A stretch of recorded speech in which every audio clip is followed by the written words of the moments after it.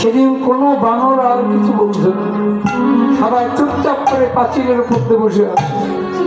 আমি আমার গুরুদেবকে জিজ্ঞাসা করলাম, বাবাজি এই যে এতদিন এতকাল থাকলাম, এরা আমাদের প্রতি কত অত্যাচারই না করলো, এই যে আজ আমরা ব্রত ছেড়ে চলে যাচ্ছি, এরা কেউ কিছু বলছে না কেন? ওরা চুপচাপ করে বসে আছে।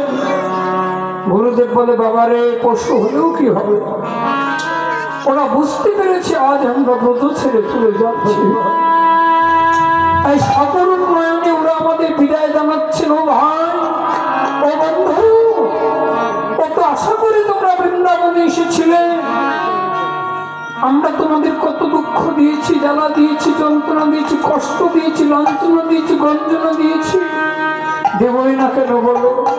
আমরা তো জাতি পশু, আমাদের দিক দিক জ্ঞান নাই, ভালো মন্দের জ্ঞান নাই, পাপ পুণ্যের ভয় নাই, তাই তোমাদের কত দুঃখ দিয়েছি, জ্বালা দিয়েছি, যন্ত্রণা দিয়েছি, লাঞ্ছনা দিয়েছি।